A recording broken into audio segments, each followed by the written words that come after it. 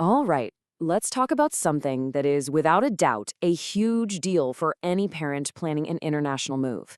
How do you make sure your child's education actually, transfers smoothly when you cross a border? It really all boils down to one major concern. Yep, this is it. This is the big one, right? The question that probably keeps a lot of parents up at night. And it's a fear that comes from a very real place. Not all school records are understood the same way everywhere. A simple bit of paperwork, misunderstood, can have a massive impact on your child's future. And look, this isn't just some theoretical worry. This is a real story from a parent named Devika. Her son finished class 8 in India, but when they moved to Sweden, the new school just couldn't make heads or tails of his state board certificate. It had nothing to do with how smart he was. It was all about the paperwork. The result? He lost an entire year of his life, academically speaking. So that brings us right into our first section, a parent's biggest fear. It's all about academic continuity.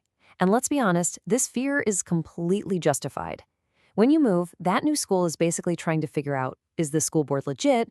Can we even understand these grades? And the big one, where on earth do we place this student?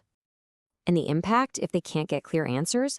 Well, it's significant. Your child could get bumped down a grade, be forced to repeat stuff they already know, or get placed in classes that just don't fit their skills. It adds so much stress that's completely avoidable, all during a time that's already a huge upheaval for them. Okay, so let's get into the nitty-gritty, starting with the Central Board of Secondary Education, or CBSE. For a lot of families moving from India, this is the board they're dealing with. Now, the good news is CBSE is known and respected all over the world. The challenge, it often needs a little bit of, let's say, translation for schools abroad. And that right there is the key. Acceptance is not the problem. Schools in the US, the UK, Canada, the UAE, they all know what CBSE is. The issue is transparency. The way CBSE lays out its information isn't always instantly clear to an admissions officer sitting in an office in Germany or Finland. This slide really just gets to the heart of it, doesn't it? What does an A1 or a B2 actually mean to someone who's used to a US GPA scale or a European 1 to 10 system? It's not a simple one-to-one swap, and that gray area, that ambiguity, is what you as the parent have to help them figure out. So how do you do that? Well, you essentially build them a translation kit. And this goes way beyond just handing over the report card. You need a sheet that actually explains your grading system. You need a few years of academic history to show progress. You need detailed descriptions of what your child actually learned in each class. Think of it like you're building a bridge for them, making it easy to see your child's whole academic journey. And that last one, the supplementary portfolio, is absolutely key. So many education systems, especially in the West, want to see proof of skills like research, critical thinking, and writing. A report card just doesn't show that. But a portfolio, with your child's best lab reports, their essays, their projects, wow, that makes their abilities real and tangible. Now, let's switch gears and look at a totally different approach. If CBSE needs a translation kit, think of the International Baccalaureate, or IB, as a global education passport. It was literally designed from the ground up for this exact purpose, to be portable. And that's its superpower. The IB curriculum speaks a universal language. Admissions officers in over 150 countries get it instantly. There's no ambiguity, there's no need for a conversion chart. A 6 in biology in Mumbai means the exact same thing as a 6 in Montreal. Let's put ourselves in the school's shoes for a second. With a CBSE transcript, they have this mental checklist of things they have to figure out. They have to ask, okay, is this curriculum actually tough enough?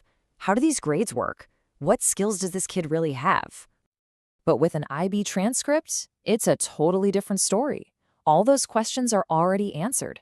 The system has proof of skills baked right in, with things like the extended essay, the curriculum is the same everywhere, and the quality is predictable. It basically removes all the guesswork for the admissions team. This chart pretty much sums it all up visually. You see IB at the top with near universal seamless recognition. CBSE is right there behind it. It's widely recognized, but you've got that big asterisk. You need the right documentation. And then you have the state boards, which are all over the place. Recognition there really depends on how well you've prepared your records. So that brings us to our fourth section, the state boards. These can be so different from one another in curriculum and grading that they really are the wild card in this whole process. It's not that they're bad or won't be accepted, it just means the burden of proof on you, the parent, is a whole lot higher. And the takeaway here is absolutely critical. If your child is in a state board school, that translation kit we talked about earlier, it needs to be perfect. You should probably expect more placement tests, and you'll want to have an even stronger portfolio ready to go, just to avoid a situation like what happened to Devika's son. Okay, we've covered the why and the what. Let's shift gears now and talk about the how. This is your game plan. This is the checklist that turns that anxiety into proactive preparation before you've even packed a single box. I want you to ask yourself these 6 questions before you move. Do you need to explain the grading system? Have you looked up the specific rules for your new country? Is that all-important portfolio ready to go? Answering these questions ahead of time will put you so far ahead of the curve and make the whole transition so much smoother for your child. Ultimately, it all comes down to this single thought. Your child's records can either swing doors wide open or they can create frustrating delays. The solution isn't always about switching schools before you go, but about being smart and prepared with your documentation. So the final question you need to ask yourself is this: is your child's paperwork ready for the world?